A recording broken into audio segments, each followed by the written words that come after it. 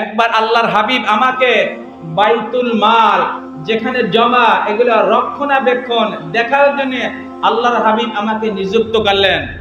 আমি মালামালগুলা সহজ ভাষায় দারোয়ান, দারোয়ান যেভাবে বাড়িঘর পাহারা দেয় না, ঠিক তদ্রুপ সেমটি আজলাই এই মালামালগুলা দারোয়ানের মতো দেখাশোনা করার জন্য বিশ্বনবী আমাকে নিযুক্ত করলেন। কিন্তু রাত্রেবেলা আমি দেখলাম একজন লোক এসেছে, আসার পর কিছু মালামাল নিয়ে যাইতেছে। আমি যখন সজাগ হইলাম তাকে আমি ধরলাম। এখন ওই ব্যক্তি আমাকে বলতেছে, আমি খুব অসহায়, আমার বাড়িতে বাসায় ছেলে সন্তান আছে, কয়েকদিন পর্যন্ত খানা খায় না, আমাকে ছেড়ে দাও, আগামীকাল আর আমি আসবো না। আবু হুরায়রা ছেড়ে দিয়েছে। সকালবেলা আল্লাহর হাবিবের পিছনে নামাজ আদায় করতেছে। নামাজ যখন শেষ হয়ে গেছে, বিশ্ব নবী বলে, হে আবু হুরায়রা, গত রাতে তোমার সাথে কি হয়েছে? সমস্ত ঘটনা বলছে। এখন বিশ্ব নবী বলে, যদি বলছে আজকে আসবে না, তবে তুমি জেনে রাখো আজকে কিন্তু সে আবার হাজির হবে। আল্লাহর হাবিব বলেছে, আবু হুরায়রা, যদিও সে বলছে আজকে আসবে না, কিন্তু সে কিন্তু আজকেও আসবে। যাই হোক, আবু হুরায়রা এলার্ট, যেহেতু সে আগে এসএমএস পাইছে বিশ্বনবীর জবানের মাধ্যমে, আবার রাত্রেবেলা ঘুমিয়ে আছে, আবার সে হাজির হয়ে গেছে। আবু হুরায়রা বলতেছে, আজকে আমি তোমাকে ছাড়বো না।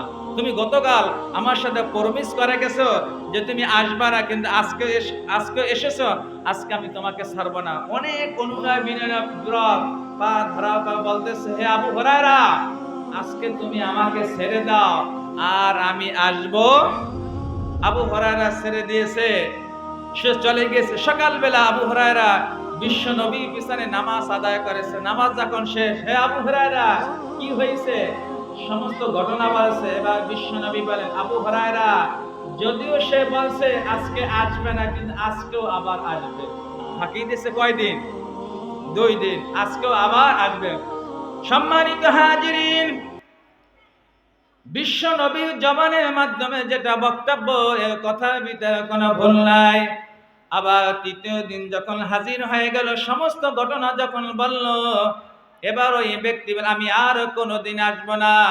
তবে হে আবু হুরায়রা, আমি তোমাকে বলে দেই, একটি মাত্র কোরআনের আয়াত, সূরা বাকারা 255 নম্বর আয়াত যদি তুমি তেলাওয়াত করে ঘুমাও, আমি আজকে আমার পরিচয় ওপেন করে যাই, আমার নাম হইল শয়তান। আমার নাম কি? জোরে বলেন, আমার নাম কি? আমার নাম হলো শয়তান। আজকে আমি তোমার কাছে আমার গোপন বক্তব্য সব আমি প্রকাশ করে গেলাম। যদি তুমি আয়াতুল কুরসি তেলাওয়াত করো, আমি শয়তান ওই বাড়িতে কোনোদিন প্রবেশ করা আমার পক্ষে সম্ভব না। জোরে বলি সুবহানাল্লাহ। এজন্য বিশ্ব নবী বলে, আল্লাহ যেই বান্দা প্রত্যেক নামাজের পর আয়াতুল কুরসি তেলাওয়াত করে, বিশ্ব নবী বলেন, ওই ব্যক্তি জান্নাতে যাইতে একটি বাধা, সেটা হইল মৃত্যু। যেই বান্দা 5 ওয়াক্ত নামাজের পর আয়াতুল কুরসি তেলাওয়াত করবে, আল্লাহ নবী বলে, মৃত্যু হওয়ার সঙ্গে সঙ্গে আমার আল্লাহ ওই বান্দা বান্দির জন্য আমার আল্লাহ জান্নাত ওয়াজিব করে দেবে। জোরে বলে সুবহানাল্লাহ।